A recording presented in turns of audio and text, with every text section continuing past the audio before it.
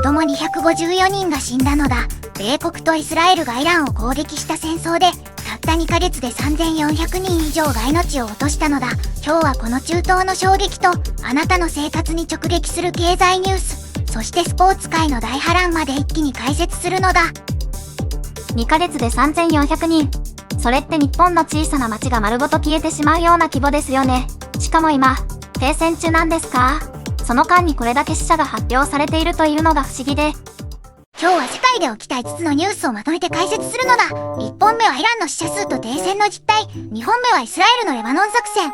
3本目は戦争とガソリン高騰が米国消費を直撃している話。4本目はイーロン・マスクのスペース X が史上最大の IPO を計画中という話。そして5本目はメッシのインター、マイアミで起きた監督電撃辞任の内幕なのだ。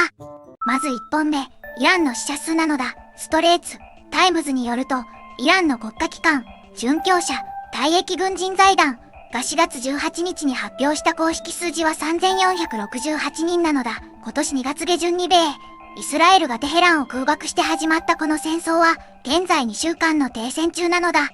でも、死者数って期間によってバラバラですよね。公式が3468人で、別の人権団体は3636人と言っている。どの数字を信じればいいんでしょう。そこが確信なのだ。実は AFP 通信は取材制限があって現地に入れないため、独自に数字を検証できないと明言しているのだ。イランが公式発表する数字と、米国拠点の人権団体 HRANA が集計する数字が食い違うのは、情報戦が起きているからなのだ。戦争中は数字そのものが武器になるのだ。HRANA の内訳を見ると、民間人が1701人、そのうち子供が少なくとも254人なのだ。軍人は1221人、残り714人は身元不明なのだ。停戦中だというのに今も数字が更新され続けているのは、遺体の収容や身元確認が続いているためなのだ。そして停戦は必ずしも恒久的なものではなく、次回の米、イラン協議の日程すら未定の状態なのだ。2本目はレバノンの話なのだ。チャンネル、ニュース、アジアとミドル、イースト、愛が伝えたのだが、イスラエル軍がレバノン南部に、イエローラインと呼ばれる境界線を設定したのだ。これ、ガザで実際に使った戦術の輸出版なのだ。武装勢力がこのラインに近づいたら即座に攻撃するという仕組みで、事実上の干渉地帯を一方的に引いているのだ。一方的に線を引くって、相手国が同意していない境界線ですよね。それって国際法的にどうなんですか？あと、イスラエル側の犠牲も出ていますよね。ミドル、イースト、愛によると、3月2日に始まったレバノン戦線でイスラエル軍の死者はすでに14人、負傷者が650人以上なのだ。ガザとイラン、そしてレバノンとイスラエルは現在3つの戦線を同時に抱えているのだ。イエローラインはこれ以上入ってくるなという警告線であると同時に、停戦協議の地図上での規制事実化という意図もあるのだ。この話、実はアメリカ国内経済にも直結してくるのだ。中東の話が続いていて頭が重くなってきましたが、イスラエルが3つの戦線を同時に戦っているって、普通の感覚だと想像を絶やしますよね。しかもその影響がアメリカのガソリン代にまで来ているとなると、日本にも無関係じゃない。3本目、CNBC のレポートなのだ。米国で今、戦争とガソリン高騰が楽しい消費を根こそぎ奪っているという話なのだ。ガソリンが1ガロン4ドルを超え、これは日本円換算でリッター約160円相当なのだ。銀行オブアメリカのデータでは3月のガソリンスタンドへの支出が前年比 16.5% 増なのだ。これだけで財布から余剰分が消える構造なのだ。CNBC が取材した自転車レースの CEO が面白いことを言っているのだ。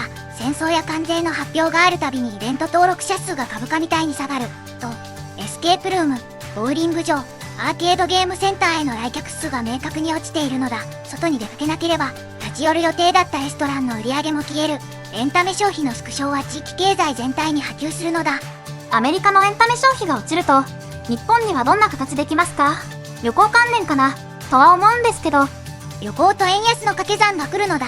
アメリカ人が遠出を減らして近場にするという行動変容は日本へのインバウンドにも影響する。また原油が高止まりすれば日本の輸入コストが上がり、電気代、ガソリン代、食料品が値上がりする連鎖なのだ。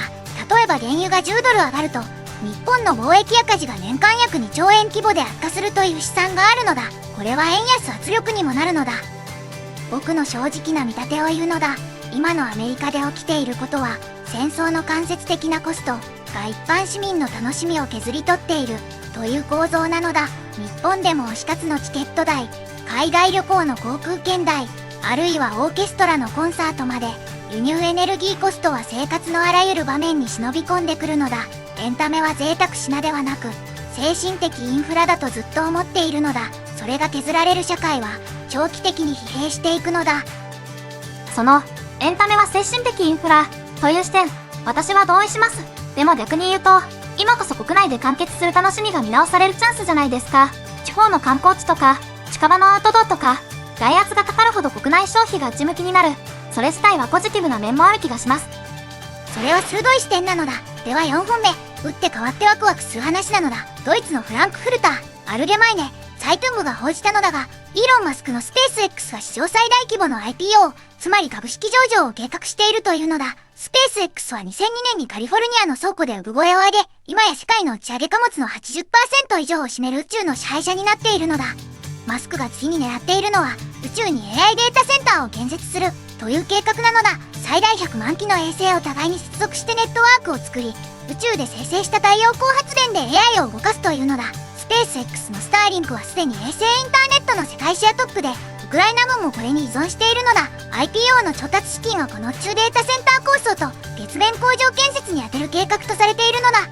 月面工場って正直 SF 映画の話に聞こえます。でもスペース X が世界の打ち上げ貨物の 80% を握っているというのはすごい数字ですよね。日本の H3 ロケットとか JAXA の立場ってどうなるんでしょう。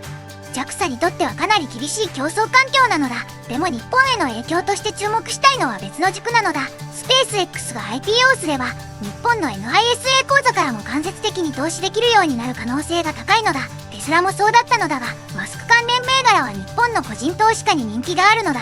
宇宙産業という新カテゴリーへのアクセスが一般化するという意味で2026年最大級の投資イベントになり得るのだ。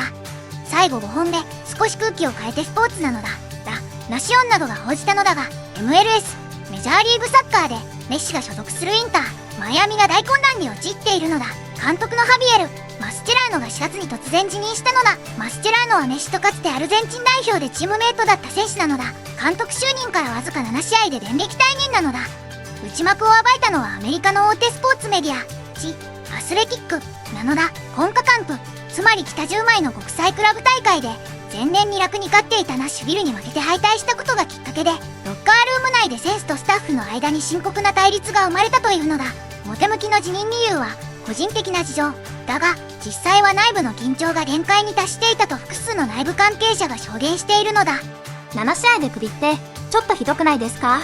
旧友を監督に据えて7試合で追い出すって、メッシとの関係はどうなるんでしょう。新監督が62歳のギジルもおよすというのも急ごしらえ感がありますよね。今日の5本並べてみると不思議なほど共通点があるのだ。冒頭で紹介したイランの3400人の死者、レバノンのイエローライン、米国の消費リスク、スペース X の宇宙野望、そしてインターマイアミの内紛、全部に表の数字と裏の実態がずれているという構造があるのだ。イランの死者数もマスチェラーノの辞任理由も表向きの発表と内側で起きていることが違う。情報を読むときは常に誰がなぜ今この数字を出したのかを問うのだ。今日覚えてほしい数字は一つだけなのだ。3468なのだ。これはイランが公式に認めた死者数だ。でも独立した検証ができない。これが今の世界の情報環境なのだ。来週の停戦協議次第でこの数字がどう動くか。タイムリミットは2週間の停戦が終わる頃なのだ。答え合わせはこのチャンネルで一緒にやるのだ。今日の5本、どれが一番気になりましたか？私は個人的にはスペース X の IPO が一番驚きでした。